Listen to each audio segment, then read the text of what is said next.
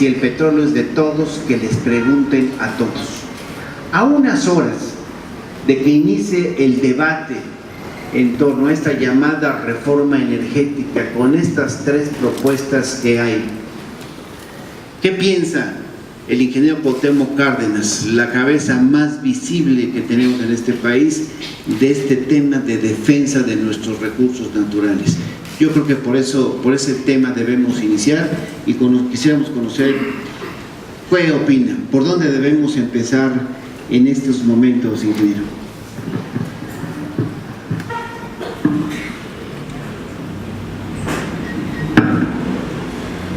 Pero primero quiero agradecer la oportunidad de estar aquí en este recinto de la Universidad Autónoma Benito Juárez de Oaxaca. Es un gusto y una distinción estar aquí con ustedes, agradecer la hospitalidad de la Facultad de Derecho de esta universidad, agradecer a los compañeros del PRD y a quienes han organizado este evento la oportunidad de estar aquí en Oaxaca. ¿Por qué se ve como una decisión de gran importancia, de gran trascendencia, esto que vaya a decidirse sobre las cuestiones energéticas, esta propuesta que ha hecho el presidente de la República para reformar los artículos 27 y 28 constitucionales? Las reformas parecerían muy sencillas. Esto es, en realidad se trata, en el caso del artículo 27, de quitar una palabra de uno de sus párrafos, y en el caso del artículo 28, de hecho, de quitar dos palabras. En el caso del 27 que dice actualmente que en materia de hidrocarburos, esto es de petróleo, no se otorgarán concesiones ni contratos. Lo que está planteando el Ejecutivo es quitar la palabra contratos. ¿Y qué sucedería en este caso? Bueno, pues que se abre la posibilidad, a lo que el propio gobierno ha estado insistiendo, de que se otorguen lo que el gobierno está llamando contratos de utilidad compartida, es decir, de compartir, de asociarse con entidades privadas que por los montos que se requieren de inversión seguramente serían extranjeras, serían las grandes petroleras o las grandes empresas de servicios que trabajan en la industria petrolera, que son extranjeras, con el gobierno. Esto es, el gobierno está queriendo compartir utilidades, está queriendo que otros, que no es el Estado mexicano, se lleven parte de las utilidades de la explotación del petróleo, de la extracción del petróleo y del gas natural. El gran riesgo que vemos en este cambio al artículo 27 constitucional es que a quienes se asocien con el gobierno, pues si se trata de compartir utilidades, como dice el gobierno, lo que les va a interesar y lo que van a buscar es tener las utilidades más amplias, más grandes, las mayores utilidades en el tiempo más corto posible. Y esto nos va a volver a las prácticas que ya teníamos antes de 1938, antes de la expropiación del petróleo, que lo que les interesaba a las compañías era sacar todo el petróleo que fuera posible, sin importarles si el petróleo se agotaba, si los yacimientos se explotaban de manera irracional, si esto afectaba a las generaciones presentes y a las generaciones futuras. Esto es lo que van a buscar con estos contratos de utilidad compartida, es sacar todo el petróleo que quieran, todo el petróleo que puedan, en el plazo más corto, y agotar, yo diría que tempranamente, anticipadamente, nuestros yacimientos. Contratos, licencias o concesiones, al final de cuentas, son acuerdos entre dos partes. O sea que si se habla de licencias, se está hablando de concesiones, y si se está hablando de concesiones, se está hablando de contratos. O sea, quiere decir lo mismo contratos, concesiones o licencias, que son acuerdos entre dos partes, en este caso el Estado mexicano y un particular, el Estado por sí o el Estado representado por Petróleos Mexicanos o por cualquier otra entidad. Y esto, el riesgo que tiene es que se nos agoten prematuramente en nuestras reservas. Ahora, ¿qué nos está planteando el gobierno con la reforma del artículo 28? Nos está diciendo que del artículo 28 se quiten dos palabras, se quiten en uno de sus párrafos las palabras petróleo y electricidad. Y con esto, estos dos sectores tan importantes en la vida económica del país estarían perdiendo la calidad de estratégicos, estaría perdiendo el Estado la exclusividad del manejo de estos sectores. Entonces ya no sería solo el Estado el que puede administrar o gestionar estos sectores, sino ya podría hacerlo cualquier persona. Y se estaría perdiendo también lo que manda el artículo 28, que el Estado sea el que controle y sea el propietario de los organismos que administran estos sectores de la economía. O sea que se abriría una enorme grieta, una rendija enorme, para que todos los bienes de Petróleos Mexicanos y de Comisión Federal de Electricidad, esto es, todos los bienes del Estado mexicano en el sector energético, pudieran ser vendidos desde las plataformas que andan en alta mar perforando, las bombas que extraen petróleo, los ductos que conducen gas o petróleo, las refinerías, los edificios, bueno, hasta los vehículos, el escritorio del director, para irnos a un extremo. Todo podría ser vendido y al final de cuentas el Estado, el interés público, estaría desplazado del sector energético. Estos son los grandes riesgos que estamos viendo en el caso de la propuesta que está haciendo el Ejecutivo, y por eso el rechazo y por eso la oposición que hemos venido manifestando desde que se conocieron estas iniciativas del titular del Ejecutivo. Efectivamente, yo decía hace un rato que estamos a punto de iniciar el gran debate en el Congreso de la Unión. Y alguien podría pensar, bueno, pues que apenas vamos a iniciar la discusión sobre este asunto. Y yo creo que es muy importante aclarar que este asunto no empieza de ahorita. Si hacemos memoria, los candidatos a la presidencia de la República tuvieron posiciones muy claras. Habría que echarse un clavado a lo que decía Enrique Peña Nieto como candidato del PRI a la presidencia. Se sorprenderían si se lo echan y revisan lo que yo he leído cuando sus compromisos eran otros. Plantea también que esa propuesta se destina al fortalecimiento de la capacidad del Estado mexicano para producir más energéticos, siendo preciso para ello la participación del sector privado. Así se plantea. Y dice que en el caso del petróleo se retoma el texto constitucional propuesto por el presidente Lázaro Cárdenas,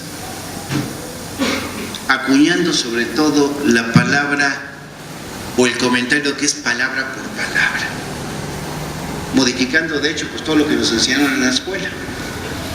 Antes de conocer tu punto de vista sobre estas tres premisas que para mí se caen rápidamente ante cualquier análisis, déjame recordarle al auditorio y a todos lo que decía el 1 de septiembre de 1938 el presidente Lázaro Cárdenas en su informe. Les pido tolerancia para que permitan leer 3 párrafos. Decía el presidente Lázaro Cárdenas en ese informe: la situación provocada por las compañías petroleras significó en realidad el abandono de la explotación a que estaban dedicadas, la cual se considera por las leyes como de utilidad pública. Como el evidente propósito de las empresas era el de hacer presión para continuar gozando de injustificables privilegios, este abandono tuvo por objeto provocar la paralización de los medios de transporte, de las industrias y demás actividades económicas fundamentales del país, con los trastornos interiores consiguientes, a fin de que frente a este grave estado de emergencia, el gobierno transigiera, favoreciendo así los intereses de las compañías. Que no vuelvan a darse concesiones del subsuelo en lo que se refiere al petróleo y que sea el Estado el que tenga el control absoluto de la expropiación petrolífera. Y hubo aplausos estruendosos, como yo les pido que lo hagamos en este momento, recordando las históricas palabras del presidente.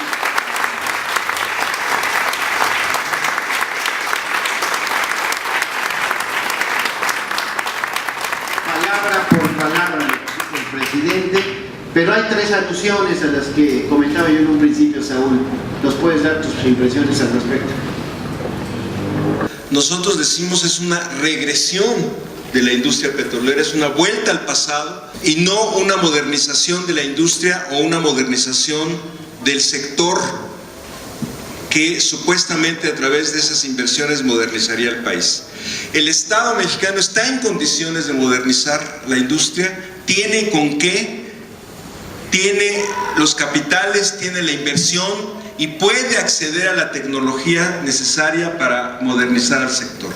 No tenemos por qué compartir la renta petrolera con esas empresas, no es necesario, y además estamos cediendo soberanía y capacidad de conducción de los destinos nacionales. La modernización puede ser posible bajo la conducción del Estado. Es además, usted lo sabe, senador, la experiencia mundial más reciente. No es cierto que lo más moderno sea que las empresas privadas conduzcan la explotación petrolera. En Brasil, el presidente Lula creó una nueva empresa, revirtió parcialmente la privatización de sus antecesores y con eso está retomando para el Estado brasileño la conducción de la política petrolera y la conducción de la política económica del país. En otros países como Arabia Saudita hay una empresa estatal que conduce también los destinos de la industria petrolera, de tal manera que lo debido, lo conducente, lo moderno, lo efectivo, lo práctico, lo real es que sean las empresas estatales fortalecidas las que conduzcan la política petrolera, porque es un bien estratégico que es codiciado por las grandes potencias, que es codiciado como un bien estratégico por grandes intereses nacionales y transnacionales, y por lo tanto la conducción estatal, la posibilidad de que el Estado tenga en sus manos esa industria es lo conducente, lo debido, lo necesario en estos momentos. Entonces yo creo que las palabras del general son hoy más vigentes que nunca y la necesidad de que sea el Estado mexicano las que pueda tener en sus manos esa industria, seguirla conduciendo y a partir de eso tener abierto un horizonte para los mexicanos y no para pequeños grupos, pero con grandes intereses, que son las empresas transnacionales. Déjenme terminar con una cuestión que me parece muy importante, y es que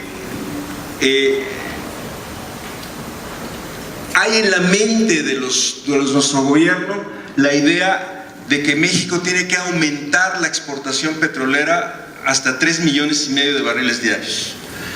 No hay ninguna razón por la que esto tenga que ser así. No tenemos por qué aumentar la exportación más allá de nuestras necesidades, de nuestro consumo interno. Si lo aumentamos es no para satisfacer nuestras necesidades de desarrollo, sino para satisfacer las necesidades de las potencias, particularmente los Estados Unidos y de las grandes empresas petroleras. Entonces, lo que se trata más bien es de conducir una política que sea sustentable en el largo y mediano plazo, que no, como dijo el ingeniero Cárdenas hoy, que no acabe rápidamente con nuestros recursos, que no agote este bien que todos sabemos no es renovable, sino que lo vaya administrando de acuerdo a las necesidades del país. Lo que proponen ahora es que se explote lo más pronto posible, de acuerdo a los intereses de las grandes empresas, de acuerdo a los intereses de las grandes potencias como Estados Unidos, y que si se agota, pues ni modo.